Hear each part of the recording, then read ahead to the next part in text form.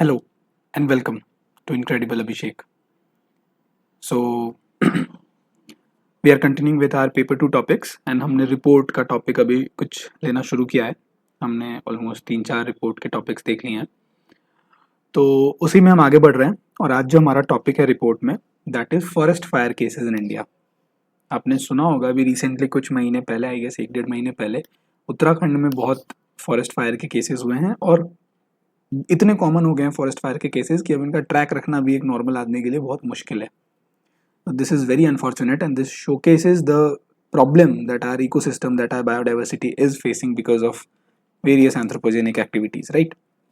So forest fire का case एक कहीं ना कहीं important बन जाता है. जनरली मैं ऐसे थीम्स कवर कराने की कोशिश कर रहा हूँ. अब जैसे कि forest fire cases in India है, अब forest fire cases in Uttarakhand पे आ जाए, फॉरेस्ट फायर केसेस इन मान लो ऑस्ट्रेलिया पे आ जाए, कहीं पे भी आ जाए, तो कुछ बेसिक थीम्स अगर आप स्मार्टली प्रिपेयर करेंगे तो बेसिक थीम्स तो वही होंगे, है ना. उसमें बस आपको थोड़ा बहुत नाम, डेटा, ये सब चीज़ें अलग अलग कर देनी होंगी, है ना. तो जनरली ऐसा है कि कोई ऐसा टॉपिक भी अगर आ जाए जो इससे थोड़ा बहुत पेरीफेरी रिलेटेड हो तो आप ब्लैंक ना हो जाए, ये भी इंटेंशन है. तो जो फॉरेस्ट फायर के केसेस हैं उस पर हम देखते हैं. अगेन बार बार मैं कह रहा हूँ, रिपोर्ट का फॉर्मेट होता है ना. Format and content. फॉर्मेट जो होता है वो भी बहुत इंपॉर्टेंट होता है रिपोर्ट में, जितना कि कंटेंट होता है. फॉर्मेट क्या है वो डिटेल में हमने पहले वीडियोस में देख रखा है. अब जब हमने पहले वीडियोस में देख रखा है तो उसके बाद क्या करना है, उसके बाद हमें ये करना है कि हमें उस फॉर्मेट में बिठाते जाना है ये जो भी इंफॉर्मेशन है और हमारा पर अच्छा रिपोर्ट प्रिपेयर हो जाएगा, राइट. ठीक है, तो फॉरेस्ट फायर के बारे में पहले कुछ इंट्रोडक्शन. क्या है इंट्रोडक्शन? एक बड़ा क्रिटिकल इन्वायरमेंटल इशू है जो कि होता क्या है, हमने सुना है कि ग्लोबल वार्मिंग हो रहा है, राइट. अब ग्लोबल वार्मिंग जो हो रहा है, ग्लोबल वार्मिंग होने की वजह से जो एवरेज टेम्परेचर है वो बहुत ज़्यादा बढ़ रहा है. साथ ही साथ ड्राई इकोसिस्टम भी बढ़ रहा है. क्यों? क्योंकि इवेपोरेशन बहुत ज़्यादा पीक कर जाएगा अगर ग्लोबल वार्मिंग होगी तो ड्राई इकोसिस्टम बढ़ेगा. अब एक बात बताओ कि किसी भी चीज़ में आग लगानी है तो ड्राई चीज़ में ज़्यादा आसानी से आग लगेगा या वेट? Of course dry.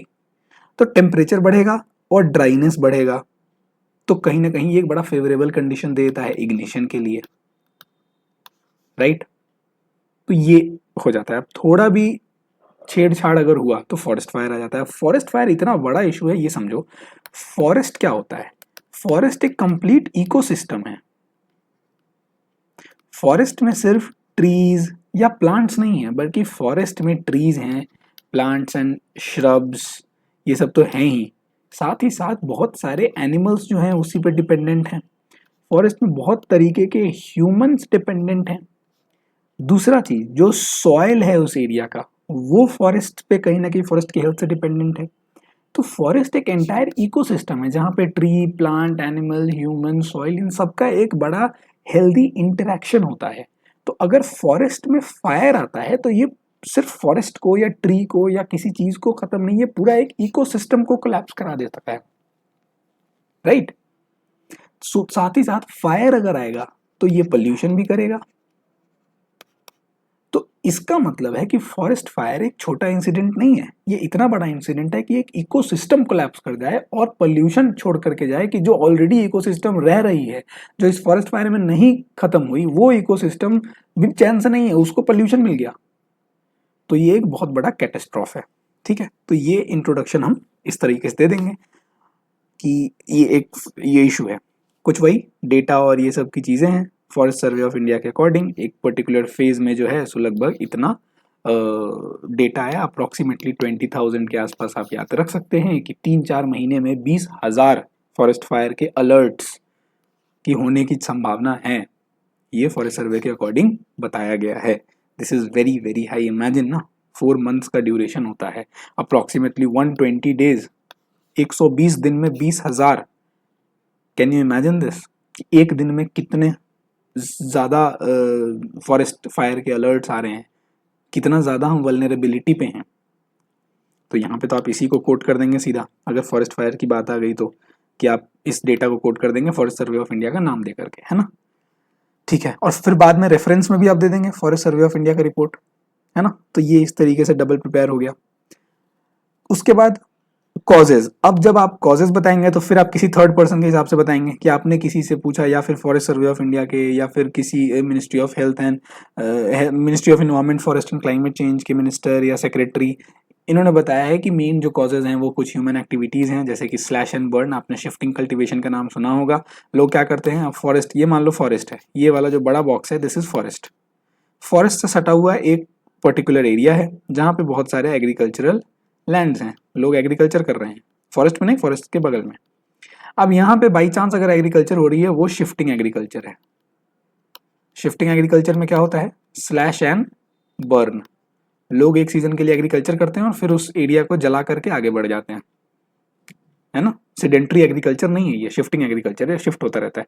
अब यहाँ पे अगर आग लगाएगा कोई, खेत जलाएगा, चांसेस है कि थोड़ा स्पार्क उसका यहाँ पहुंच जाए, और आग तो फैलने वाली चीज होती है। तो कहीं ना कहीं एग्रीकल्चर से लेकर के developmental activity, mining, infrastructure development, road development etcetera से लेकर के सारी ह्यूमन एक्टिविटीज जो हैं वो कहीं ना कहीं कॉजेज हैं। कुछ नेचुरल कॉजेज भी हैं, लाइटनिंग स्ट्राइक्स, जैसे आपको ऐसे बताना है रिपोर्ट में कि किसी ने, किन्होंने बताया है, किसी एजेंसी ने ये बताया है कि main causes human, natural and climate change है। लाइटनिंग के स्ट्राइक्स जो होते हैं, इससे भी हो सकता है कि लाइटनिंग हुआ, यहाँ एक पेड़ है जो कि ड्राई हो चुका है, चांसेस हैं टेम्परेचर बढ़ना, rising temperature and changing rainfall, climate change तो हमने देखा ही कि ग्लोबल वार्मिंग की वजह से ये प्रॉब्लम्स तो हो ही रही हैं। फिर उसके बाद आप बताएंगे कि जो लोकल कम्युनिटीज़ वगैरह रह रही हैं, या फिर जो लोकल कुछ एनजीओज हैं, उन्होंने ये चीज़ रिपोर्ट किया है कि इम्पैक्ट क्या है फॉरेस्ट फायर का। तो इन्वायरमेंटल इम्पैक्ट है, कुछ बायोडाइवर्सिटी लॉस, क्लाइमेट चेंज को और बढ़ा देता है। कैसे, मैंने बताया ना, एयर पोल्यूशन होगा, एयर पोल्यूशन होगा तो कुछ गैसेज निकलेंगे, गैसेज निकलेंगे तो पोल्यूट करेंगे, क्लाइमेट चेंज होगा, है ना। तो बायोडाइवर्सिटी लॉस कैसे, फॉरेस्ट पे, अगर फॉरेस्ट तो बहुत लोगों का हैबिटेट है ना, हमने बात किया पूरा इकोसिस्टम है, तो बायोडाइवर्सिटी लॉस होगा, क्लाइमेट चेंज होगा, सॉइल डिग्रेडेशन होगा। मैंने बताया आपको कि सॉइल भी इंपॉर्टेंट है, ऊपर जब हमने देखा था तो हमने सॉइल भी एक इकोसिस्टम का पार्ट था, उसको भी हमने बोला कि वो भी डिग्रेड हो जाएगा। इकोनॉमिक इम्पैक्ट भी है, क्योंकि फॉरेस्ट जो है वो टिम्बर का बड़ा इंपॉर्टेंट रिसोर्स है, बहुत सारे माइनर फॉरेस्ट प्रोड्यूस जो होते हैं उस पर हमारे ट्राइबल्स डिपेंड करते हैं। तो इकोनॉमिक इम्पैक्ट है, अगर ये माइनर फॉरेस्ट प्रोड्यूस जो है वो डैमेज होगा तो हमारे ट्राइबल्स भी इम्पैक्ट होंगे, इकोनॉमिक उनकी एक्टिविटी इम्पैक्ट होगी। कॉस्ट ऑफ फायर फाइटिंग, अब भाई फॉरेस्ट फायर होंगे तो हमें उसको बुझाने के लिए, सब कुछ करने के लिए रिसोर्सेज लगेंगे, जो रिसोर्सेज लगेंगे वो रिसोर्सेज का तो कॉस्ट जो होगा वो तो देना पड़ेगा ना। तो वो जो डेवलपमेंट करने के लिए कॉस्ट लगता है वो यहाँ लग रहा है, तो ये कुछ इम्पैक्ट आ जाएंगे। फिर कुछ केस स्टडीज हैं, जो आप केस स्टडीज देखो, केस स्टडी जनरली आप रिपोर्ट में नहीं डालेंगे, बट अगर इन दोनों से रिलेटेड कोई केस स्टडी आ गया, जो आ गया, मान लो कि टॉपिक ये नहीं आया general forest fires in India, general आ गया फॉरेस्ट फायर्स इन उत्तराखंड या फॉरेस्ट फायर इन सिमलीपाल, तो उस तरीके में कुछ इंपॉर्टेंट आपके पास हो सकता है डेटा, इसके लिए ये केस स्टडी यहाँ पे दे दिया गया हुआ है। जनरल टॉपिक आता है फॉरेस्ट फायर्स इन इंडिया तो वहां पे इंपॉर्टेंट नहीं रहेगा, राइट, ठीक है। कुछ measures to combat forest fires, यहाँ भी आप किसी थर्ड पर्सन को यूज करते हुए बताएंगे कि ये XYZ जो ऑर्गेनाइजेशन है या एंटिटी है, उन्होंने बताया है कि क्या मेजर्स हैं फॉरेस्ट फायर करने के लिए। तो कुछ प्रिवेंटिव मेजर्स हैं, कम्युनिटी को अवेयर करना, फायर लाइन्स बनाना, है ना। फायर लाइन्स मतलब कुछ फायर ब्रेक्स, देखो आग फैलती है, कब फैलेगी आग, आग जो है अगर मान लो ऐसे डायरेक्शन में फैल रही है, वो कब फैलेगी, जब ड्राई इकोसिस्टम जिसकी हम बात कर रहे हैं, या फिर कोई भी जो फ्यूल की तरह काम कर रहा है आग का, उसका सप्लाई जो है सो अनरिस्ट्रिक्टेड होगा, उसकी सप्लाई लगातार बढ़ती जा रही है, मिलती जा रही है, तो फायर बढ़ता जाएगा। बट अगर आप कहीं ना कहीं कोई एक बैरियर किसी तरीके से ब्रेक कर दो तो वो आग फैलना बंद हो जाएगा, उसी को फायर लाइन बोलते हैं, जो कि फायर ब्रेक की तरह यूज करता है ताकि स्प्रेड रुके। अर्ली वार्निंग सिस्टम, हमने देखा ना, फायर अलर्ट्स बढ़े। अब व्हाट इज फायर अलर्ट्स, वो देखते हैं कि ऐसा क्लाइमेटिक कंडीशन डेवलप हो रहा है जैसे क्लाइमेटिक कंडीशन में फायर जो है सो लग सकता है, तो उसके लिए अर्ली वार्निंग सिस्टम इस तरह से डेवलप होगा। कुछ रिस्पांस मेजर्स हैं, तो इस तरीके से कुछ कंट्रोल है कि रिस्पांस मेजर में रैपिड रिस्पांस टीम हो, जैसे ही सुने कि फायर लगा फॉरेस्ट में तो कुछ ऐसी टीम, डेडिकेटेड ट्रेंड टीम होनी चाहिए जो इमीडिएटली जाए, कोई अगर रेस्क्यू ऑपरेशन करना है उसके लिए भी वो केपेबल हो, उसको प्रॉपर इक्विपमेंट हो, ट्रेनिंग हो, मॉडर्न टूल्स एंड सब कुछ दिया जाए। कुछ एरियल फायर फाइटिंग, हेलीकॉप्टर्स वगैरह लगाना है, एयरक्राफ्ट, तो हमारे कुछ पायलट्स जो हैं उनको इस तरीके से ट्रेन करना कि वो सिर्फ वॉर सिचुएशन में नहीं, वो फॉरेस्ट फायर वाले केसेस में भी ट्रेंड हो। कुछ उनकी 6 महीने 7 महीने की कुछ फायर रिलेटेड ट्रेनिंग करा दी जाए। फिर कुछ पॉलिसी एंड लेजिस्लेशन, जहाँ पे अगर कोई ऐसी एक्टिविटी आप करते हैं जो फॉरेस्ट फायर करा रहा है तो उसके लिए स्ट्रिक्ट पेनल्टीज लगाना। समझ रहे हैं बात? तो ये सब चीजें। फिर मैंने, अब सिंस आपको कभी कभी कोई नाम देना पड़ता है, तो 2 फेमस नाम मैंने यूज कर दिया, डॉक्टर आर के सिंह एंड मिस अंजलि वर्मा। अब आप कभी भी ऐसे लिख रहे हैं ना इससे रिलेटेड इस चीज में, आप देखो एक और बताता हूँ मैं, ये फॉरेस्ट इकोलॉजिस्ट है, ये क्लाइमेट साइंटिस्ट है। तो पहली चीज तो ये कि अगर आप रिपोर्ट लिख रहे हैं और अगर आप फॉरेस्ट इकोलॉजी से रिलेटेड कुछ लिख रहे हैं तो आप इन डिग्निटरीज का नाम यूज करके बता सकते हैं कि अकॉर्डिंग टू हिम।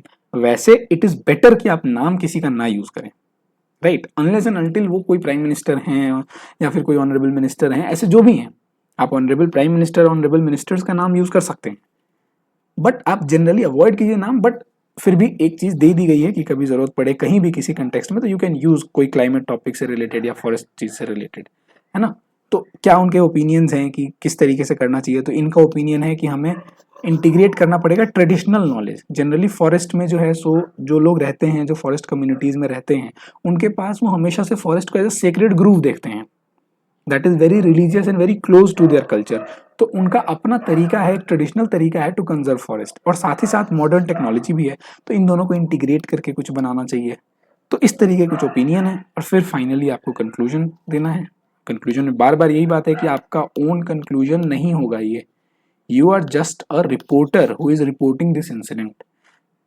जो कंक्लूजन होगा that might be a government official का या किसी भी चीज का, और का कोई एजेंसी का, कोई एनजीओ का, कोई गवर्नमेंट मिनिस्ट्री का, कोई गवर्नमेंट एजेंट का, कोई एक्सपर्ट का, not yours. You are not acting as an intellectual, you are acting as a reporter, right. So this is what it is, and यही टॉपिक है, इसको एक बार आप देख लेंगे and you will be done with it. Okay, thank you.